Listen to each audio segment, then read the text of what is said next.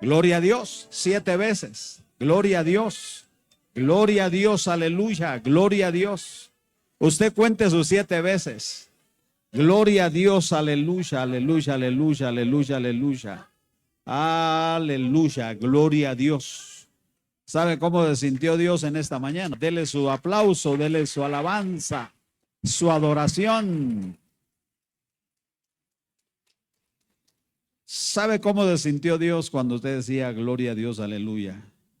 Como Él haciendo el partido en la cancha y usted desde la grada viendo su actividad. ¿Cómo se sienten los jugadores cuando están ahí activos y los aplauden y le gritan su nombre? No para decirle malas palabras, ¿verdad? Como aquel número 20 que está saliendo ahí en la selección de Guatemala. Y eso que no miro mucho fútbol, una que otra cosa, pero lo están reiterando mucho. Quiera Dios que no le hagan daño a ese patojo, ¿va? Tan temprano. Pero es uno lo que ha mostrado muchas destrezas en estos días y la gente está muy contenta. Ahora, ¿y la obra de Dios qué? ¿Y la obra de Dios? Dios hace cantidades de cosas, sana, restaura, libera, levanta, provee y todos callados. ¿Es eso posible?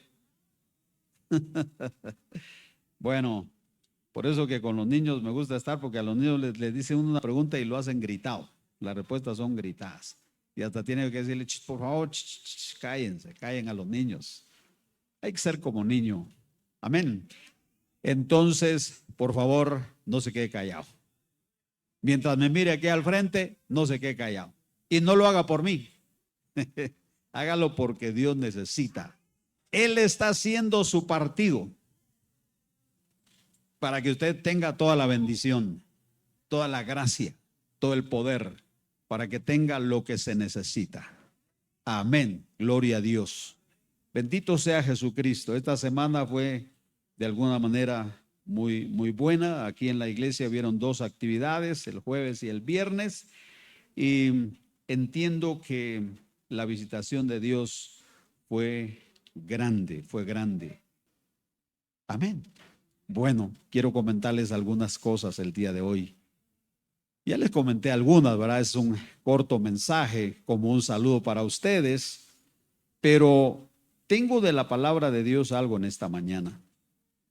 Segunda carta de Pedro, en el capítulo 1, y hoy voy a meditar sobre este aspecto que nace ahí en segunda de Pedro, capítulo 1. Entonces, segunda de Pedro, capítulo 1, y leamos este segmento del versículo 3 en adelante.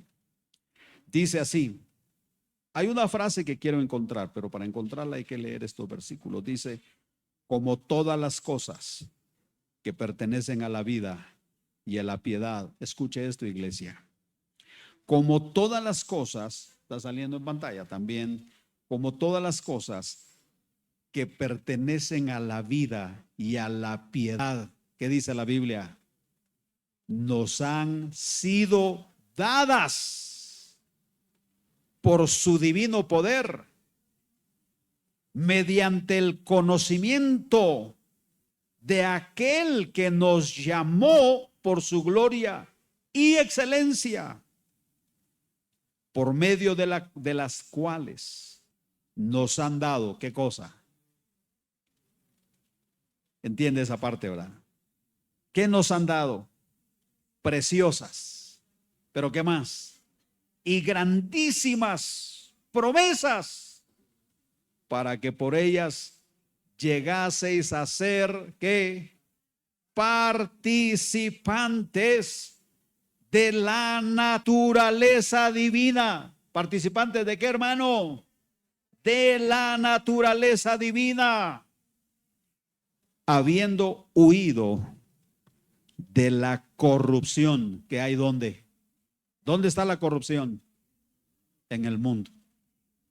Y la iglesia dice, ha huido de la corrupción que hay en el mundo. Por favor, no regrese al mundo. No lo quiera Dios, no lo permita. A causa de la concupiscencia. Entonces, versículo 5, serie de consejos.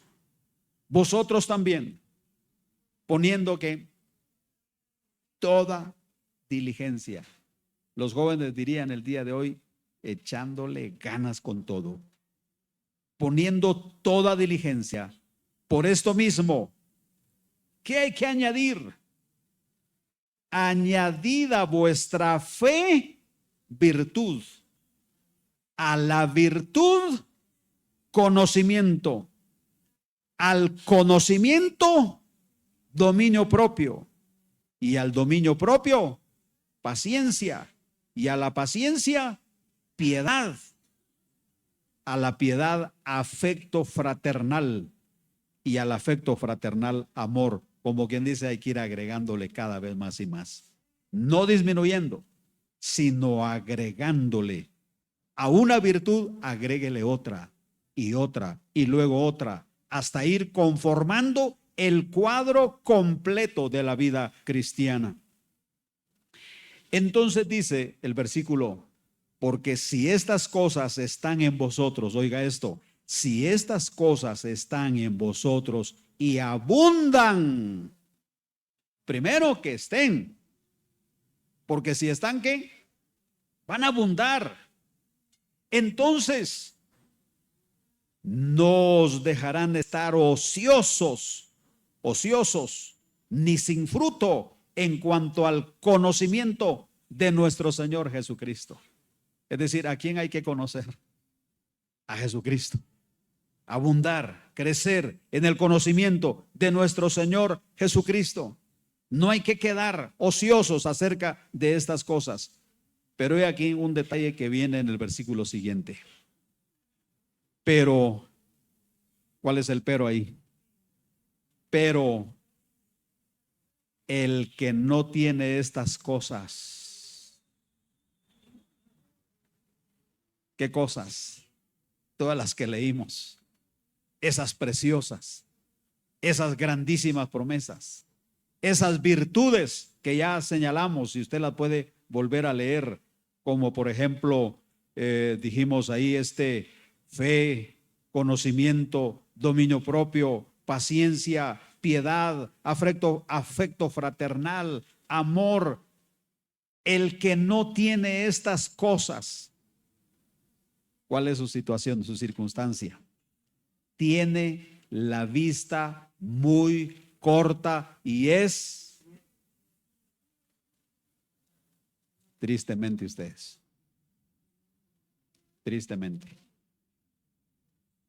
El que no tiene estas cosas tiene la vista muy corta y es ciego, habiendo olvidado la purificación de sus propios pecados. Hay un problema en eso. Hago una breve o un paréntesis aquí en esto. Si ustedes supieran, hermanos, cómo están llenas las clínicas hoy en día, clínicas oftalmológicas, si supieran cómo están llenas de gente que cada día asiste para hacerse una revisión de los ojos, porque dice, estoy teniendo problema con la vista. ¿Cierto o no? ¿Y qué es lo que la gente no quiere? No quiere perder la vista, no quiere dejar de ver bien, no quiere tener esos problemas. Usted y yo incluyéndonos.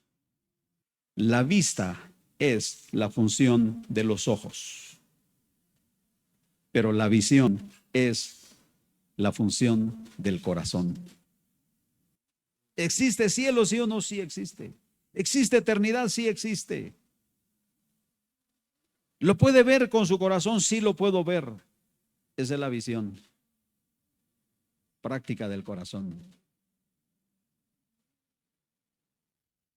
¿Se imagina? Y eso es lo que mantiene a muchos que tienen esa discapacidad, ¿verdad? De la ceguera. Pero alegres, contentos. ¿Por qué? Porque no tienen la función de la vista, pero tienen ¿qué? La visión del corazón.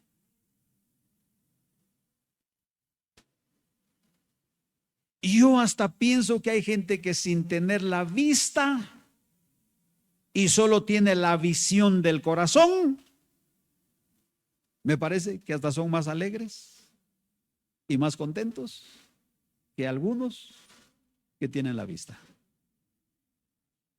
La Biblia nos habla de personas que están, número uno, centradas en sí mismas. Son egocéntricos, pero literalmente egoístas, pues. Solo piensan en sí mismos, solo piensan en su bienestar, solo piensan en lo que les da satisfacción, lo que les da placer, lo que les hace ser felices, pero todo centrados en sí mismos. Ni siquiera cuenta a su familia. Hay personas así, le cuento, hay cantidad de personas así. Se le llama normalmente egocéntricos. Más comúnmente, egoístas. Solo piensan en sí mismos. Nadie más importa alrededor. Estos pueden estar durmiendo a la par de una esposa, a la par, la tienen ahí, que si extienden su mano, creo que hasta la golpean, pero la verdad ni siquiera piensan en ella. No les importa, no les interesa. ¿Está bien? La tienen tan de cerca que pueden sentir su aliento, que pueden sentir la palpitación de su corazón, pero no les interesa, no les importa. Totalmente egocéntricos. Estos tienen la vista corta, no alcanzan a ver más allá. Son ciegos. Sí hay cantidad de gente egocéntrica, les comento. Y algunos pues aún abren un poquito más allá, dicen, no, para mí, dice, mi familia, empezando conmigo, ¿verdad? Pero mi familia, dice, sí es muy importante, demasiado importante. Yo creo que nadie se meta con mi familia, que nadie toque a mi familia porque se las verá conmigo. Y amplían un poquito más y creo que su familia sí cuenta y sí importa, pero nada más. Aparte de su familia, nada más importa. ¿Qué cree? Igual tienen la vista muy corta.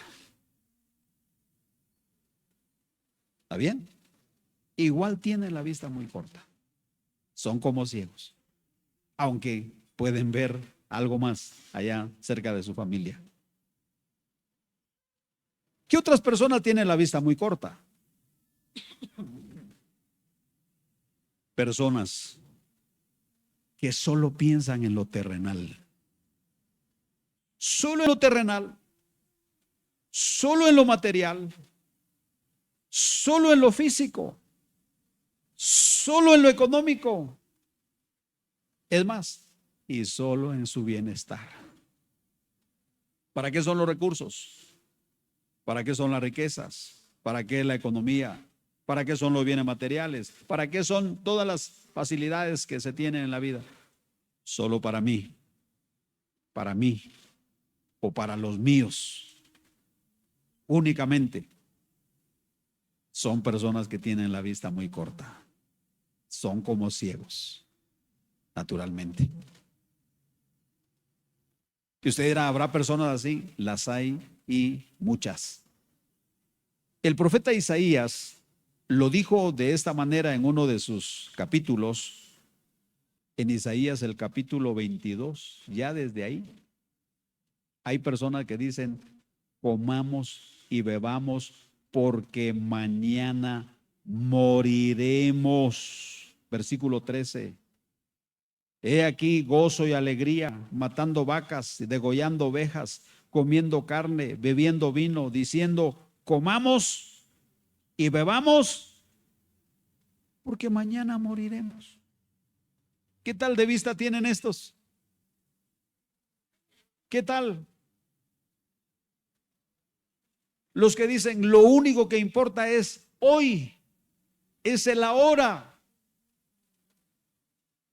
Las viandas, los vinos, los placeres.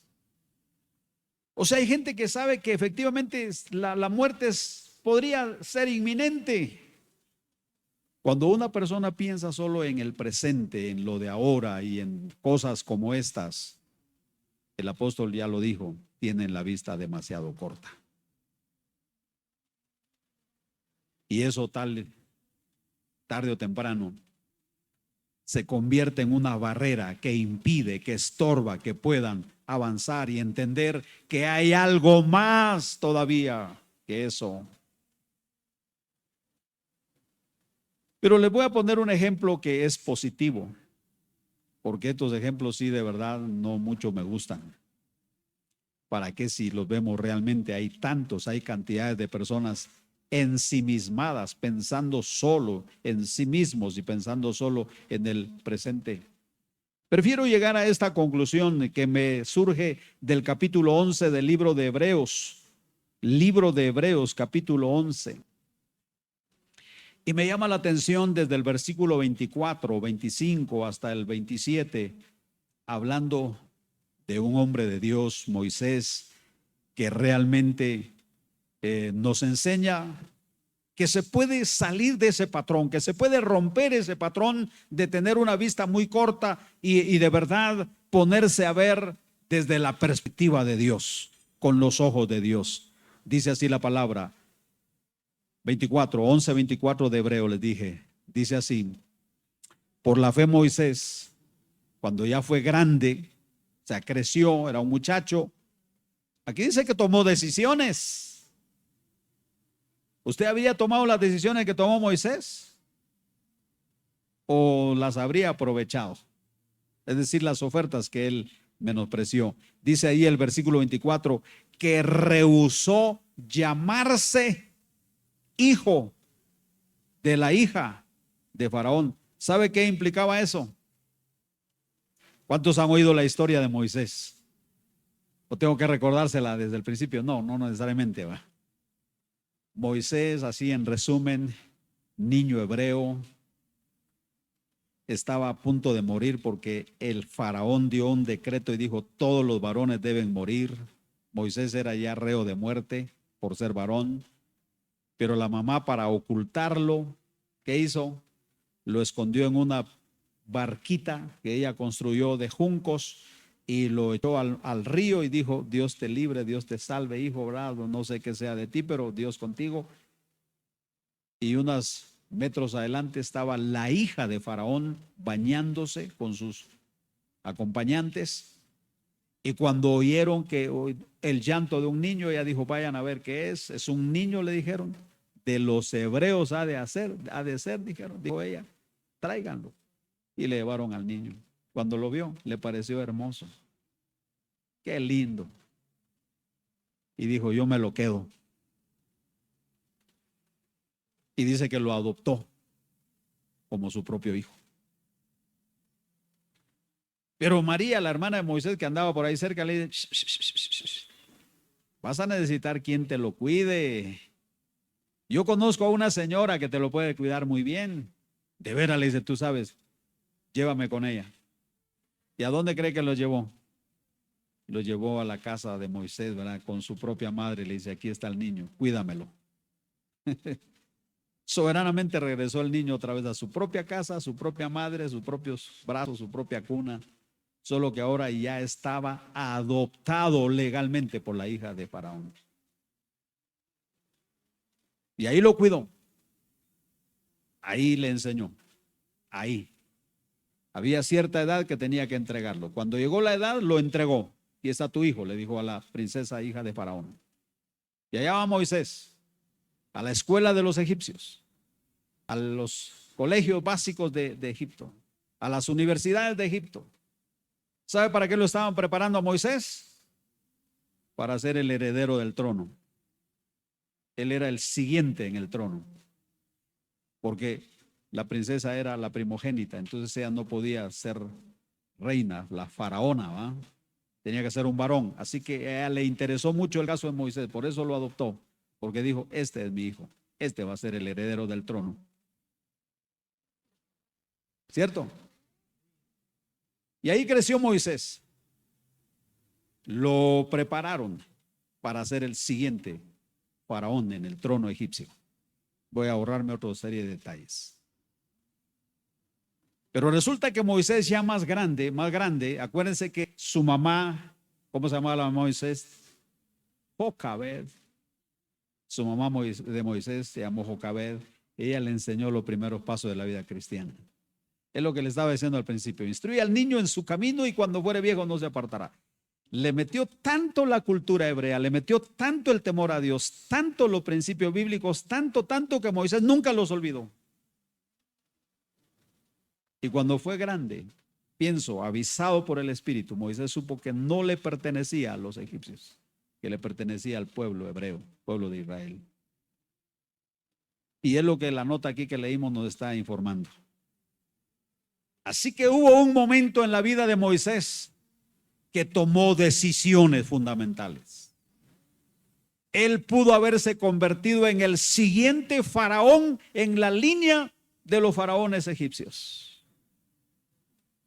Y su historia hubiera sido diferente. Pero se convirtió en ¿qué? Ustedes saben, ¿verdad? En el caudillo, líder de Israel, que sacó a Israel de Egipto, lo llevó por el desierto, les enseñó, les entregó las tablas de la ley, les enseñó el camino de Dios, les reveló. ¿Sabe cuántos libros escribió Moisés? Escuela dominical. 5 libros, los primeros principales 5 libros: Génesis, Éxodo, Levítico, Número, Deuteronomio, escritos por Moisés. Esos libros no se hubieran escrito si Moisés hubiera aceptado ser el faraón egipcio. ¿Se fijó? Ahora, ¿qué lo impulsó a Moisés a tomar decisiones? Y ahí en el versículo 24 está una que dice: por la fe Moisés, ¿qué? Rehusó. ¿Sabe qué significa eso? Renunció. ¿Sabe qué significa eso? Tuvo en menos, tuvo en poco ser hijo de la hija de Faraón. O sea, él dijo: yo podría ser el faraón. Eso no significa mayor cosa para mí. Rehusó, renunció, tuvo en menos. No lo consideró como la cosa más importante para su vida. Eso significa que él vio de más estima, de más importancia,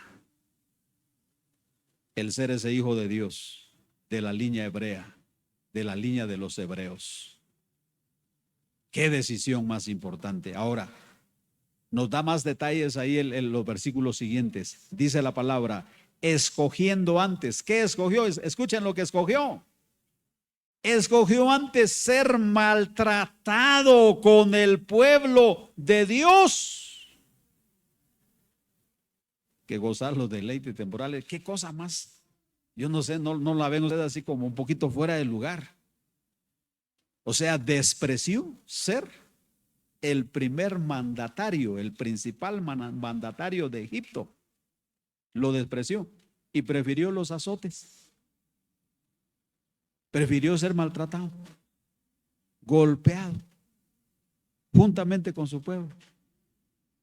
¿Cómo le llama usted a eso?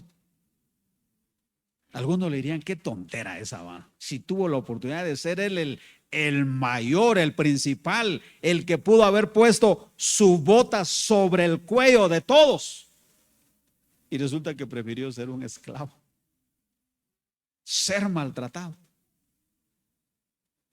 Digo, los deleites de los egipcios son temporales. Quiera Dios que así nosotros veamos al mundo. El mundo tiene deleites, ¿sí o no?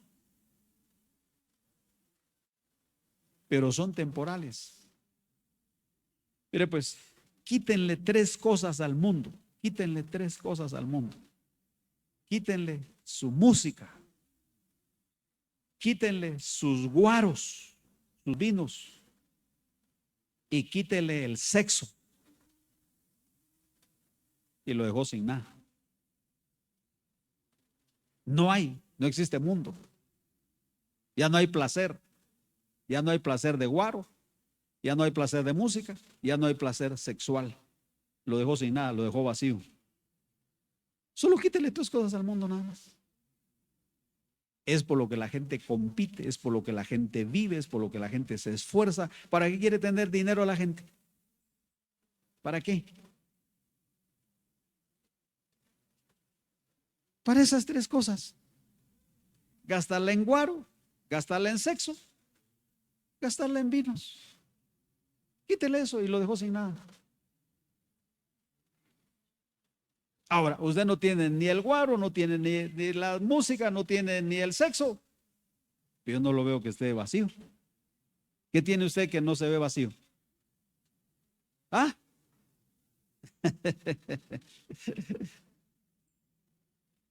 Dice, hay valores cristianos que son mucho más que eso. ¿Cierto? ¿Cierto?